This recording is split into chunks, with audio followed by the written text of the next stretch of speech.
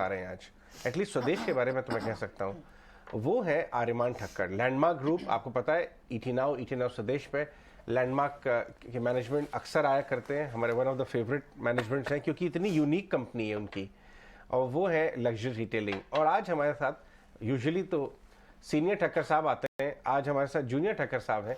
बहुत ही अच्छा लग रहा है आर्यमान आपसे बातचीत करके, हमें समय दिया आपने, इसके लिए धन्यवाद।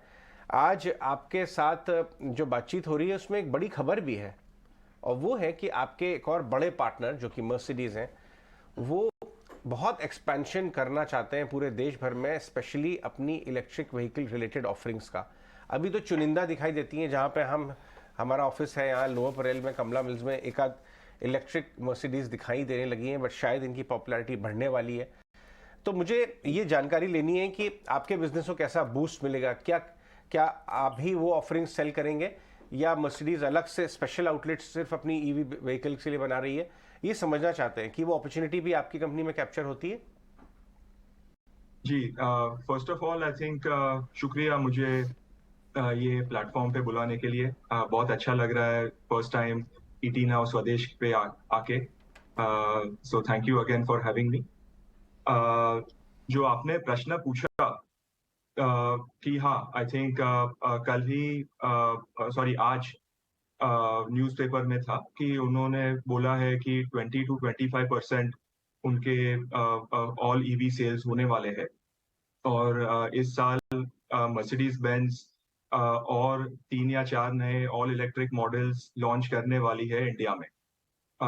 First of all I think ये अनाउंस करते हुए मार्च में, I think it just shows कि उनका इंडिया पे और अपनी इकोनॉमी पे और अपने फ्यूचर पे कितना भरोसा है कि वो लोग इंडिया में ईवीज लॉन्च कर रहे हैं, और काफी उन्होंने जो उनकी EQS है वो तो मेक इन इंडिया है।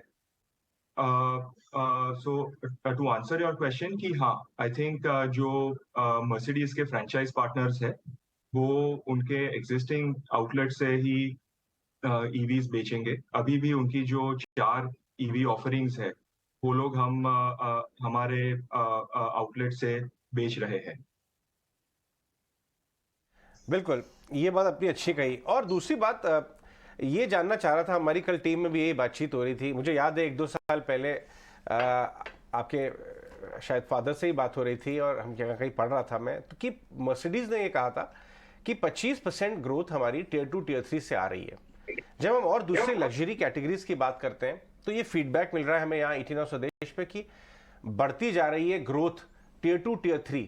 जो टियर 2 टियर 3 थे 3-4 साल पहले, आज वो 30-40 लाख की पॉपुलेशन वाले सिटीज थे, आज वो 1 करोड़ पॉपुलेशन प्लस हो गए। एक तो उनका साइज एक्सपैंड कर रहा है, वहां पे स्पेंडिंग बढ़ रही है।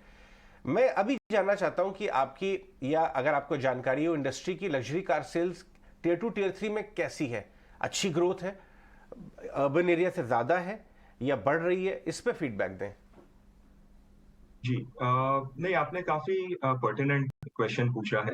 आप प्री कोविड और पोस्ट कोविड की मैं बात करूं तो जो प्रीमियम सेगमेंट है वो 10 लाख के ऊपर, आई थिंक उसका ऑलमोस्ट 20 से 40% कंट्रीब्यूशन हो गया है अपने मार्केट में, विच शोज दैट अपना जो इंडियन बायर है, he is also wanting to move up the value chain, और वो भी प्रीमियम, हाई एंड और फुल्ली लोडेड कार्स प्रेफर करने लगे हैं।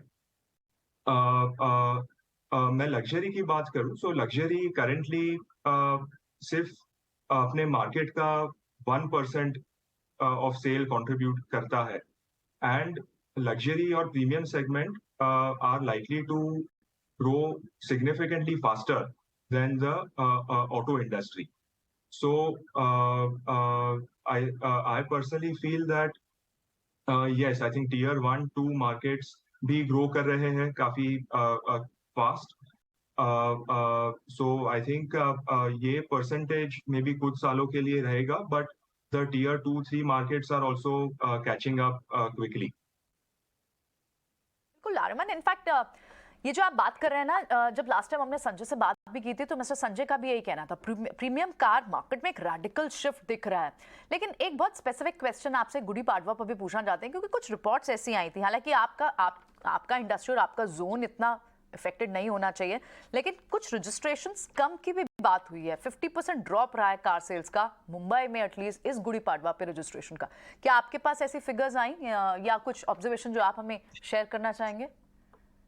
सो यूजुअली हिस्टोरिकली मैं बात करूं तो मार्च स्पेशली यहाँ पे गुड़ी पड़वा है, नॉर्थ में भी उनका ऑस्पिशियस पीरियड चालू हुआ है post Holi and in different parts of the country. So जो लास्ट 8 या 10 दिन होते हैं मार्च के, दोज आर क्वाइट स्ट्रॉन्ग। ये जो मुंबई की आप न्यूज़पेपर की बात कर रहे हैं, आई थिंक कुछ time there was also I think RTO registration में